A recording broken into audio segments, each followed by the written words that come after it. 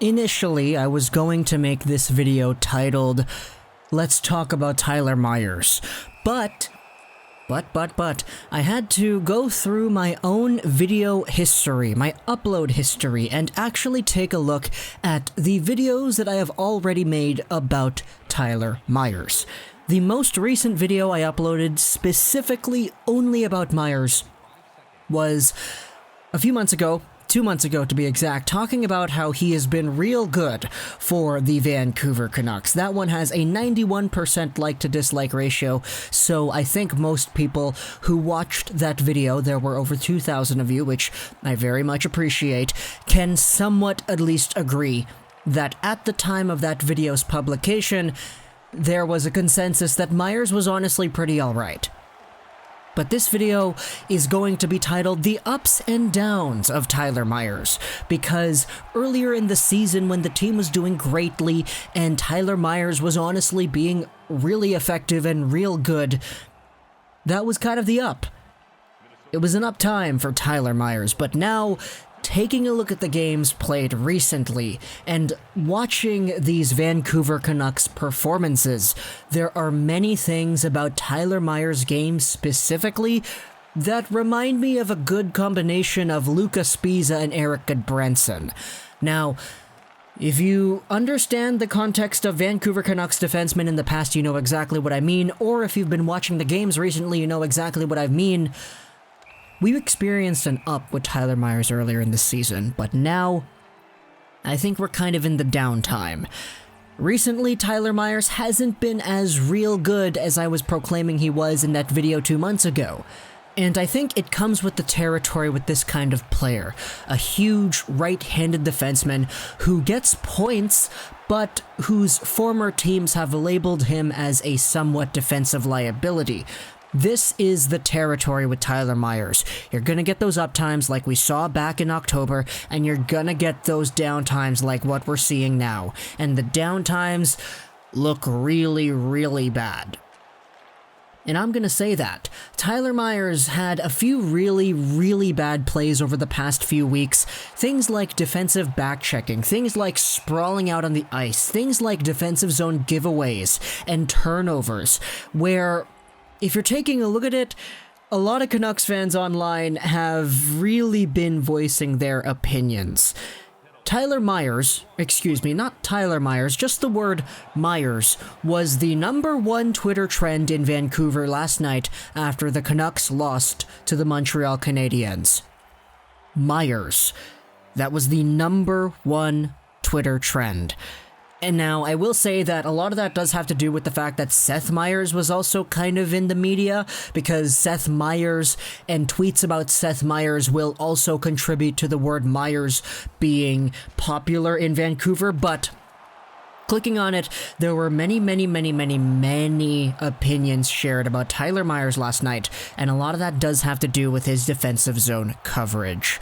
So, what do I have to say about that? Well, I do have to say that first off, Winnipeg fans, they did kind of warn us that this was going to happen.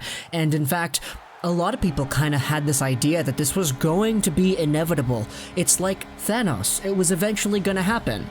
But Myers being the way he is right now certainly is not the same Myers that we saw 2 months ago, and it shows definitely in the on-ice product.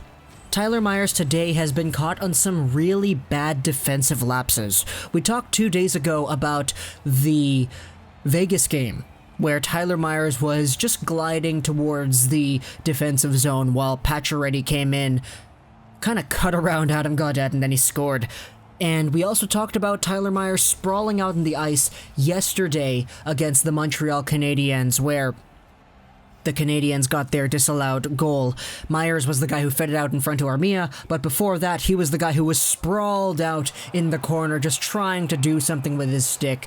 And you could chalk that up to the defense being tired and being out there for a long time. You could chalk that up to many other things, but the fact of the matter is Tyler Myers was in that position, and he didn't look good in it.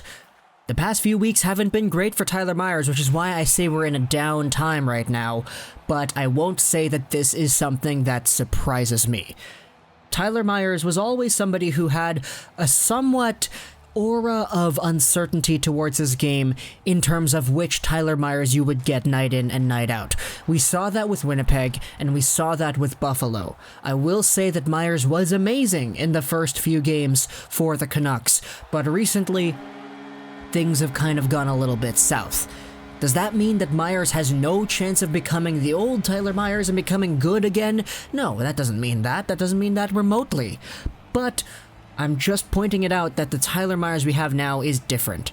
And I'd be lying if I said I was very satisfied with the Myers we have today. This brings up an entirely new argument that some people are talking about, saying it's only a matter of time before Tyler Myers becomes ridiculed by this fan base to the same extent that Louis Eriksson is.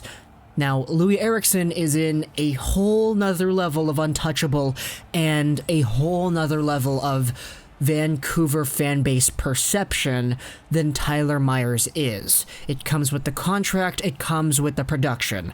But I'm not gonna be here talking about Louis Eriksson in this video. Let's talk about whether or not Tyler Myers could reach that level of fan base perception that Eriksson has achieved. And in my opinion, it's gonna be a tough one. It's gonna be really weird, because if you take a look at the Vancouver Canucks defensemen in the past, there have been 3, pretty much, who have stood out in the eyes of Canucks fans in terms of that negative reception. Honestly, you could even argue 4. You could argue that Kevin Bieksa was on that towards the end of his Vancouver tenure, but because he was so good before that, let's ignore that for a little bit. Let's talk about Lucas Spiza, Derek Pouliot, and Eric Goodbranson. All of these guys kind of exhibited the same kind of similarities, let's just say. Defensive lapses, bad turnovers in the zone, and overall poor defensive coverage. These are the kinds of things that I've been kind of seeing with Myers lately, and it's really not pretty, because this is the guy who has been logging up a whole bunch of minutes recently. He played the same amount of time last night as he did 3 nights ago, where he each logged 22 minutes and 22 seconds. Before that against San Jose, 22 minutes 43 seconds, then 21:34, then 26:45. Tyler Myers has been playing a lot, and I can't say confidently that a lot of those minutes have been out doing productive things. Last night there was a really good moment though. Starting off the third period against the Montreal Canadiens, there was a moment where Tyler Myers held the line like twice on the same play, where the Canadiens were trying to bring it out, trying to do a controlled zone exit, but Myers got in there, swatted it away with the stick twice, kept it in twice, and got a nice opportunity on net twice. So that in itself says to me that the Myers that we saw was really positive out there on the ice still does exist, and there's no reason to believe that he's not there. It's just the overall consistency is a problem here, because we know that he can be really good. It's just in his own zone there are moments that are more often than not very poor, and there are times where Myers just completely gets burned down, and a lot of that does have to do with the team around him. I will say that if the team around him was defensively more sound and more consistent, that would promote Myers being more consistent and more defensively sound as well too. So I'm definitely going to give him the benefit of the doubt, but there's a reason why the word Myers was trending in Vancouver and was the #1 trend in Vancouver last night, and not a word like Fantenberg or a word like Stetcher or a word like Tanev. It was Myers specifically.